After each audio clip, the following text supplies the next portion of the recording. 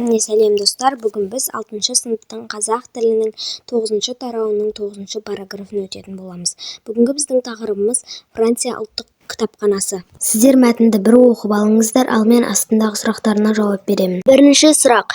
Мәтінде аталған Рувр туралы не білесіңдер? Ізденіп көріңдер. Рувр туралы азғантай ғана мәліметім бар. Рувр бастапқыда патша сарайы болған, кейін 17 ғасырдан бастап музей ретінде қызмет атқарған.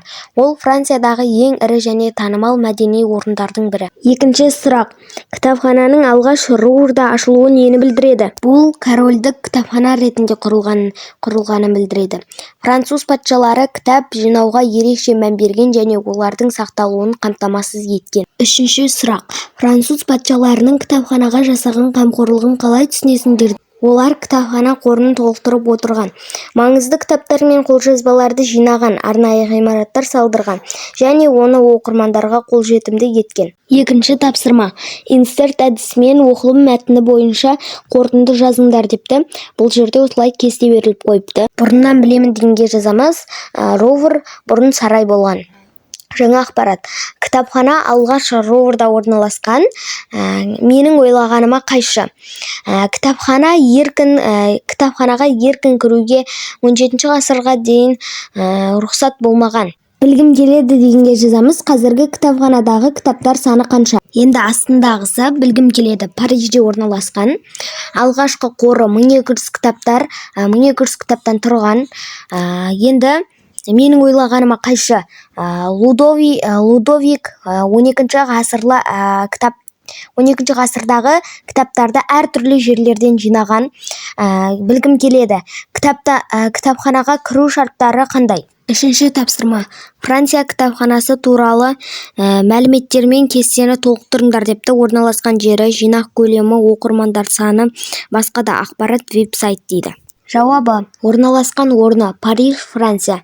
Жинақ көлемі әлемдегі ең үлкен кітапхана қорларының бірі. Оқырмандар саны көптеген оқырмандарға қолжетімді. Басқа да ақпарат. Латынның L әрпі тәрізді 4 мұнарадан тұрады. Веб-сайт. Франция ұлттық кітапханасының ресми сайты. Төртінші тапсырма. Оқылым мәтіні негізінде 3 қадамды сұхбат стратегиясы бойынша 3 түрлі сұрақ. Пікір айтып талқылаңдар депті. Франция ұлттық кітапханасының маңыздылығы неде? Корольдік кітапхана қалай дамып өзгерді? Қазіргі заманғы ұлттық кітапханалармен салыстырғанда қандай ерекшеліктері бар? Үстеулерді қатыстырып, өздеріңнің кітапханаға барған, не қызық кітапты оқыған сәттегі көңіл күйлеріңді жазыңдар депті. Кітапханаға бару әрқашан ерекше әсер сыйлайтын оқиға. Мен кітапханаға барған сайын өзімді жаңа білім әлеміне енгендей сезінемін.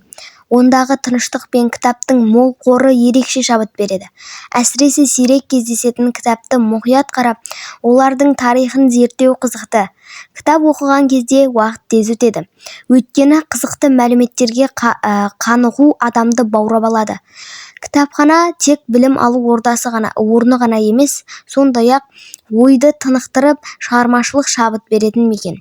Келесідей кітапханаға барғанымда бұрын оқымаған жаңа жанрдағы кітапты іздеп, ерекше туындыларды оқуды жоспарлап отырмын. Кітап оқу адамды дамытатын ең жақсы әдеттердің бірі. Достар, мені 1000 подписчикке жеткізіп тастау керек. Осымен менің видеом аяқталды. Сау болыңыздар.